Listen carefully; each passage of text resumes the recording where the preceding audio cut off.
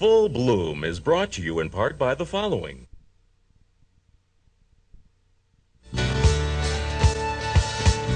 Welcome to Full Bloom, the award-winning show that celebrates life. Here's your host, Zita Christian.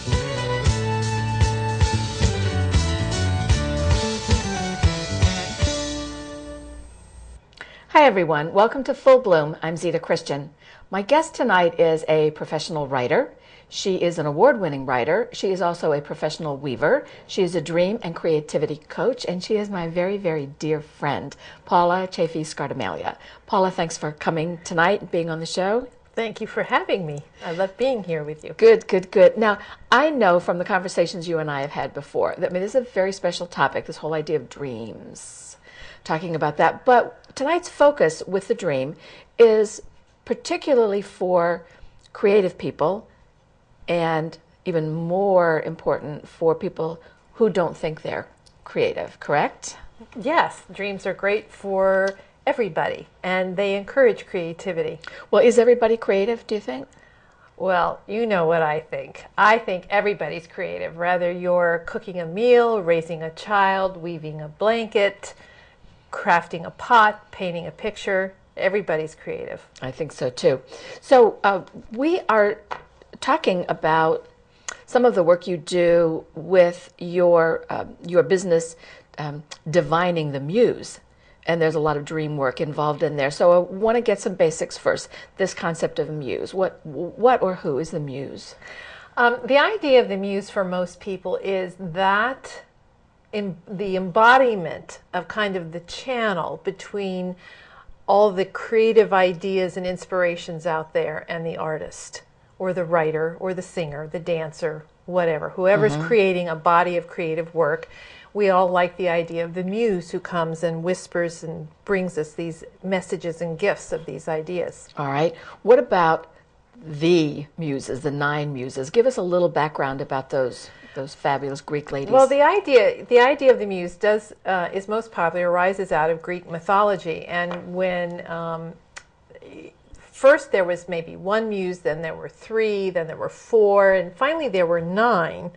And they, interestingly enough, they encompassed all the aspects of arts and sciences: astronomy, dance, comedy, writing, history, poetry. Interestingly enough, 3 or 4 of them have to do with some aspect of poetry, which I think is very interesting. I do too. That's very, very nice.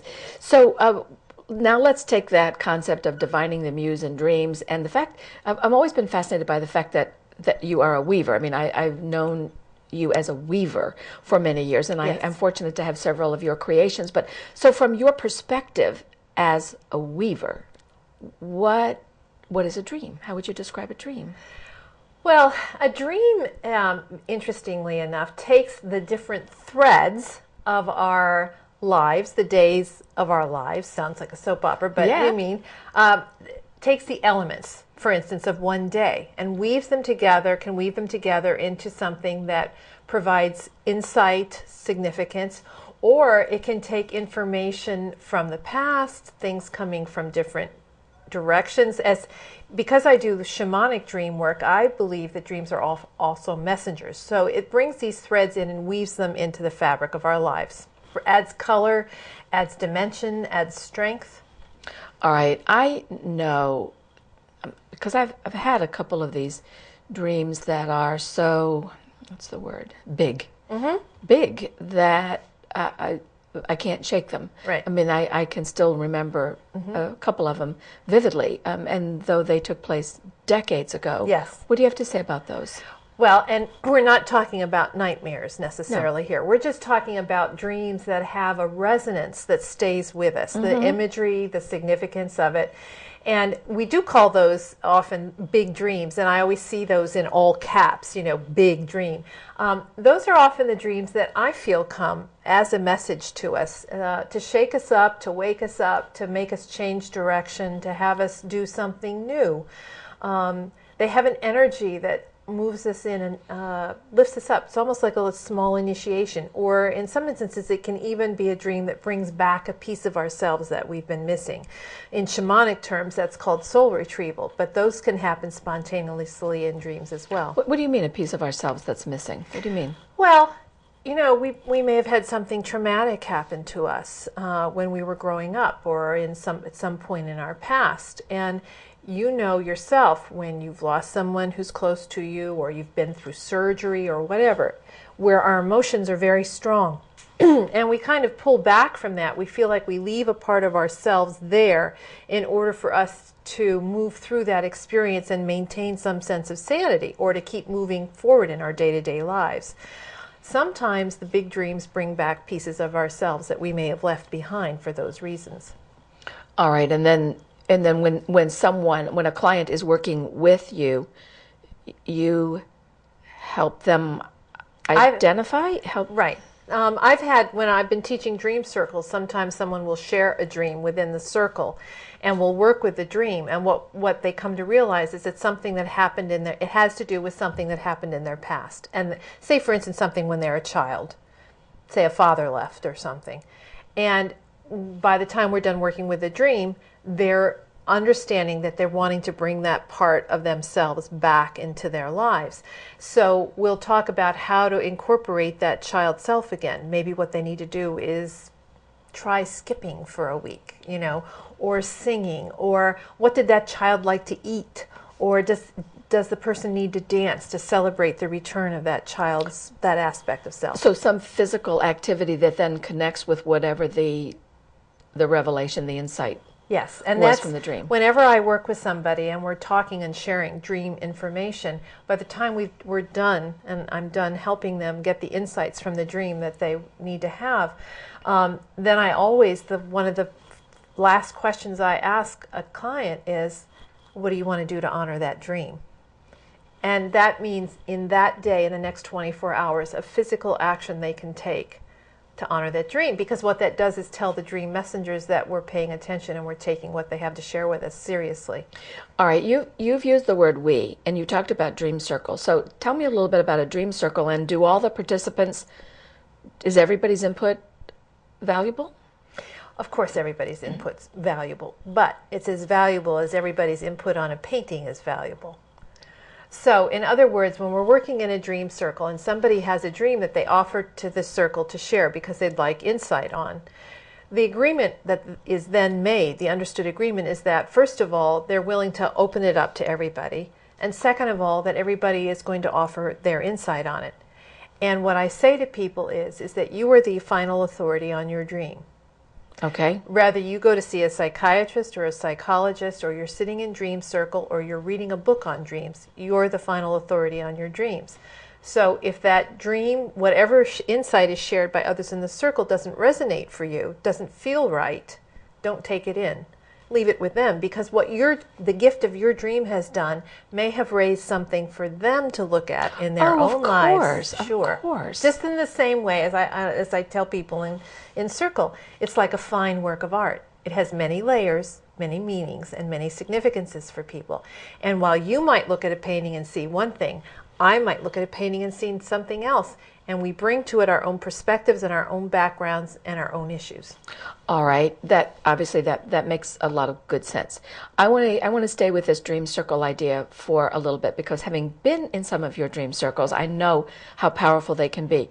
But I remember too what it was like the first time I came. I had no idea what to expect. So talk with us about some of the questions, or the setup, the language, and what kind of questions you might encourage people to ask. Well, I can thank Robert Moss for a lot of this. I've been a student and member of his dream circle since the early 90s, and he's done a lot. He's written a number of books on dreams, and I've studied with him for many years. And so the process I do is what I learned from him, and that is, first we have the person who's going to share the dream give a title to the dream. Then once they've given a title, we have them tell the dream in present tense. And this is something for the listeners to do if they're want to work with their own dream and are keeping a dream journal. If you can give a title to the dream, right away you begin to get some idea of what the significance of the dream is. if you tell a dream in present tense, that helps you start to bring the dream into the moment. It also helps you recall more than if you were telling it in past tense. Oh my. As writers, we know that when we write in past tense, we distance a story from ourselves a little bit. When we tell it in present tense, we make it more immediate and bring it closer. Yes. So that's what helps us remember it better as well. So after the person tells it in present tense, then the people in the circle can ask specific questions to get the picture of the dream more clear in their minds. Such as? Is it daytime? What are you wearing? Was the car red or blue? How high was the water? Things like that. Factual questions. We're not allowed, I discourage any kind of, well, are you having marital issues at this point in time? No. No, We're staying with the dream. We're staying with a dream. We don't ask personal questions. The dreamer can volunteer personal information if they desire, but usually we don't even need to do that. So then after we're done asking the factual questions, we then ask the dreamer, what is it you want to know? Oh, well, what is it you want to know? What did you feel when you awoke? Because your emotions are key to what was going on. Someone might dream about a snake and feel very scared in the dream. Someone else, like you or I, might dream about a snake and feel fascinated or delighted or, curious. And so how you're feeling when you wake from that dream also keys you into what's going on and the energy around some of the images in that dream. After you've done that, then it's what do you want to know from the dream? And then people in the circle can say, well, if your dream were my dream. Yes. And what that does That's is key. honor the fact of what I just said about the dreamer being their own authority on the dream. So you are your own authority. And so we offer that if your dream were my dream, because then if it resonates, you can accept it. If it doesn't resonate, it's still if it were your dream. That I have found over the years is so valuable to the point where it's just become part of, it's the vernacular in our group of friends. We never presume to say, oh, well, your dream means this or this or this. Your it's dream always, is about. Yes, it's always if your dream were my dream. Okay, that's So dreams are obviously very useful useful in a very practical sense. Absolutely. So I'll show you one example. Okay. If you're a parent, they can clue you in onto what's going on with your kids and give you heads up about things to pay attention to. For instance, I had a dream at one time where I woke up in the dream and I went downstairs and discovered that my 3 sons, were having a party. And I was startled, there were things on the popcorn on the floor, bottles on the counter, all this stuff going on. And I'm like, what are you doing? You didn't ask if you, in the dream. Now, I didn't pay attention to the dream the way I should have, because several weeks later, my husband and I left to go away to do a show. And my middle son, Chris, the boys were home taking care of the house while we were gone. When I came home and I was in the family room, I discovered a beer bottle cap on the rug. And so I asked one of the boys, where did this come from? Turns out they'd had a party. Hadn't intended to have a party, but had a party. So it can give you practical things on a day-to-day basis like that. It can also give you advice about taking a road to work. Maybe you don't want to do that because it gives you in the dream, it gives you some information. There are people I know who've had dreams about not parking in a certain parking lot and concern about knowing, hey, that parking lot is not the best place to park rationally. And the dream is kind of reinforcing that and saying maybe when you work you should park somewhere else. All right. Can you, let's say that you have a question or something that you want to know about. Can you ask for a specific dream? Like, can you say, okay, I want to dream tonight about my next creative project? Yes, absolutely. That's called incubating a dream. Okay. And what you can do is take a piece of paper, write down your question, and try to be as specific, and just one question, please, per night.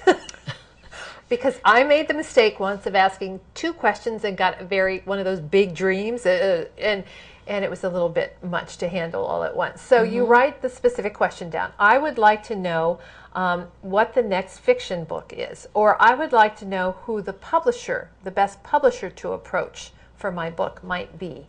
And then put it under your pillow, and as you fall asleep, think about that. Keep repeating that question over and over again, and then see what comes up in your dreams. Now, there's a couple of key things if you're going to do this. First of all, you can't edit. As writers, we like to edit. Yes.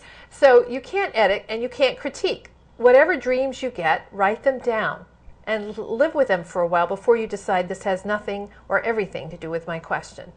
Second of all, sometimes you don't get a dream about it right away that answers your question. It may be the first night, it may be a couple nights later, it may be a week or two later that the dream finally pops up. And you don't want to do it persistently night after night after night. Try it every couple of nights and see what happens. Well, I'm thinking it's obvious here now, if people don't get it, you need to keep a journal or keep a notebook or something where you're writing these down. Otherwise, you're going to have a lot of little scraps of paper floating all over the place. Yes. A dream journal is very important for a number of reasons. First of all, you don't want to forget your dreams. They not only do they give you information immediately, but you may come back to them over a period of time and find that they give you additional information. Yes. Again, like a work of art. As you grow as a person, the work of art grows and you see more in it. Same is true of the dreams you've had. Another reason to keep track of your dreams is because you will discover there are patterns. You may have dreams that repeat. You may have types of dreams that repeat over your life. And as you look at what's going on in your life at that point in time, you will also discover that the dream is giving you, you will have similar dreams related to similar events in your life, and the dream is trying to give you information about how to deal with that. Or similar symbols. Or Right. like you creating your own dream dictionary. In fact, speaking of dream dictionaries, what do you think about the books that are out there that say, if you dream about this, it means this? Oh, I know. Well, the thing is, they're helpful. They're a useful tool. It's, I do tarot readings as well, and the books that come with the decks are a useful tool when you're first getting acquainted with them. But after a while, your dreams, if you use your own journal, if you keep your own journal, you can even in the back keep a list of the images that you have in your dreams and what significance you felt they had for you in those dreams, and that becomes your best dream dictionary. Yes. Not somebody else's dream dictionary. Remember how I asked you when I mentioned the idea of how did you feel about the snake? Yes. And you and I would respond to it very positively. Yes. Somebody else might be scared to death by it. I had someone, an agent I was doing a dream work with, and she didn't like snakes at all, so I had to look at her dream within that context. Now, if we had both gone to a dream dictionary, we might find what she was very scary and needed to look at in a more shadowed way for herself about that snake. Mm-hmm. If she looked at the dream dictionary and it said a symbol of fertility, what is that going to tell her about what she really needs to know within that dream? Yeah, you really do need to make your own dictionary, your own symbols. Yeah, you Yes. really do. They're useful for reference, but that's... Well, useful in not the dream dictionary, but let's back to the dreams themselves. One of the things I really wanted to talk about tonight was this whole idea of using dreams for creativity. Now, you and I have both had many, many dreams that inspired creative projects, different kinds of creative projects. But would you share with the audience one of yours? Not the dream, but I mean, tell us, how the connection was made. Well, I can share the dream okay. and the connection. Just within this last year, I had started working on one fiction book. I was starting a manuscript. I don't know, 30, 40 pages into it, and I had a dream. And in the dream, I'm on a horse, riding horseback, and I'm not even me. Sometimes in dreams you get that sense that you're not you. You're somebody else, and that. That's another whole topic. But anyways, in this dream, I'm not me. I'm somebody else. I'm wearing some short tunic. I'm on this rough-coated pony, and I'm riding along with a small child. And we're riding, and she wants to get down. I let her down. She runs on ahead, and I hear her yell. So I gallop along, come around a curve, and I'm riding in this kind of dry riverbed that's banks high on either side.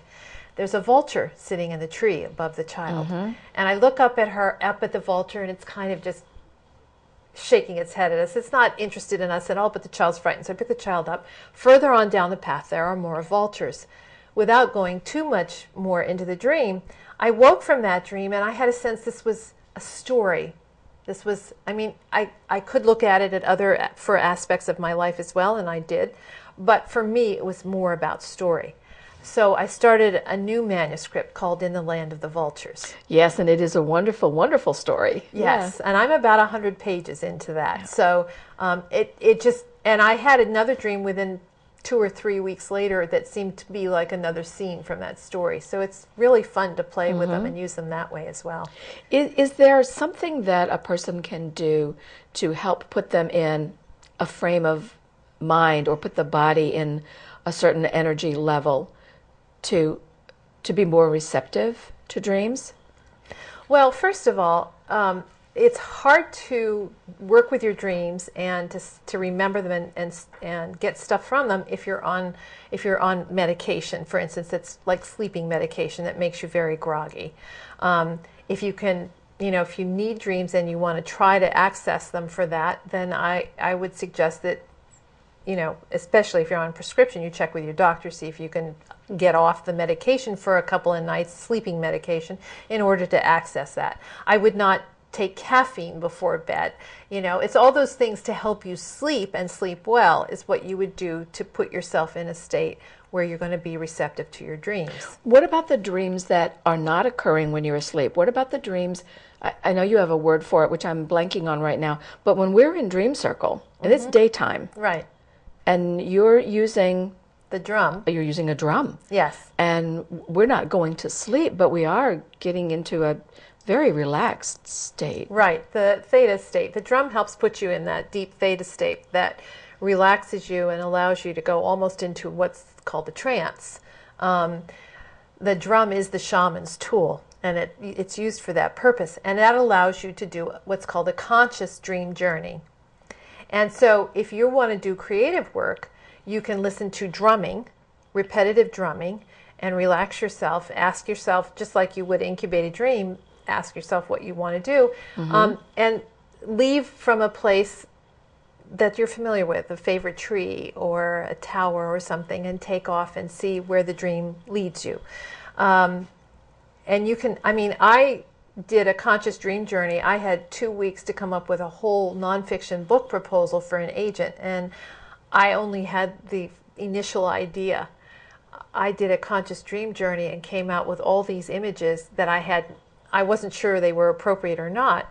Got them all written down, did the research on them, and found they were the perfect structure for my book. Now, again, this conscious dream journey, you are awake. Yes. So I know you have a CD, and we'll show that in a second here, but you have a CD where you have some drumming, yes, tracks of drumming and this guided visualization, and which I find very helpful, especially for someone who has never experienced something like this. I start them off. What I do is introduce a place where they start the journey. Yeah. And I set the journey up for them. And then there's the drumming, which is a separate track, because I'm not talking while they're drumming. The drumming is going on. The drumming is to get you again into that theta state. You don't want the distraction of my voice. What about, I know something that I've heard you talk a little bit about, angels, animal spirits, spirit guides. What's the connection between those and the dream world?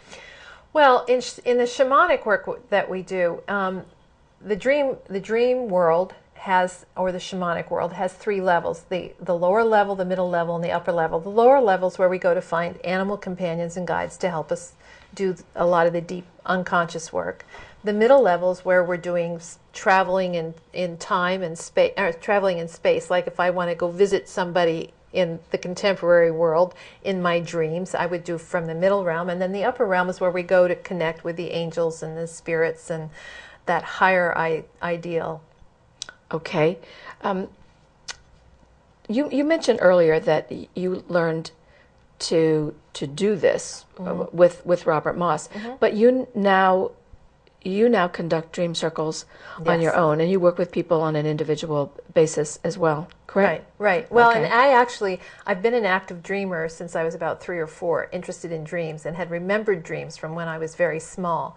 And I had started to get very interested in dreams. I was reading Patricia Garfield and some of the other authors on all types of dreaming, lucid dreaming and all that, when I encountered Robert and began studying with him. So I was actually, and I had even been recording my dreams before I encountered him. Yeah, isn't it funny? I think that maybe that's one of the reasons that that you and I resonated when we first met at the International Women's Writing Guild. I have dream journals, regular journals, and dream journals that go back decades. Yes. I find that whole dream world so rich. Yes. It's like, oh, we get to go, Play. Yes, Tell exactly. story. Tell the stories. Tell Yeah. stories. And that's the other thing, that's so wonderful about dreams. If you think of them as stories, particularly for people, who are just coming into it and are new to it, or who want to use it for creative work, if you think of a dream like a story as having a beginning and a middle and an end, even if you get just the beginning of a dream, just like when you just get into the first few chapters of a book, you already have an idea of the direction that the story is going in. So your dream, no matter how much of it you've captured, will also give you information of the direction the story is going in. So think of it as story too, and what's going on with that. An excellent idea. Now, Paula, when trying to think how to put this in context, I have had dreams where I would then wake, start writing things in the dream journal, and something would occur to me as part of the dream, but I'm not really sure it was in the dream, but it seems to fill in while I'm awake and I'm writing it down, but I'm not really sure it was in the dream. Can I count that? Why not? You're still telling the story. Okay. You have to, it's like, don't get caught up in all the rigidity around other ways of doing things. It's a fluid thing, and you trust your intuition and stay with it. Maybe now what you're doing as you're recording it is redreaming. You've kind of re-entered the dream, and you're dreaming it again.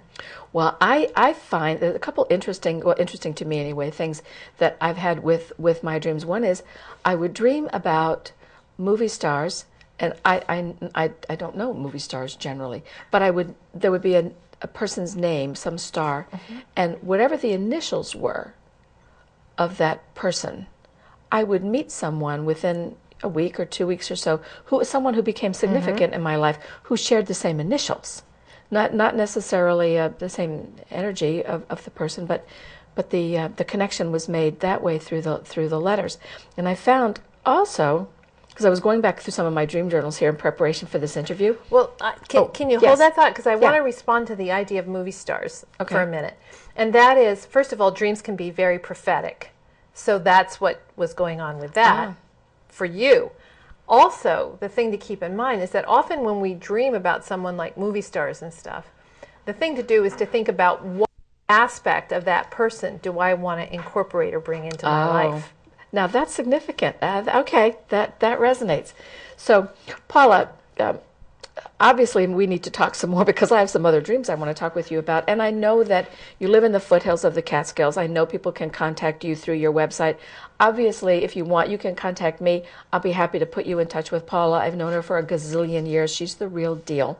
Ethical dream worker. So thanks again very much for being on the show. And thank you also to my FB crew and to you in the viewing audience. I say this every week. I mean it sincerely. I do know the value of time.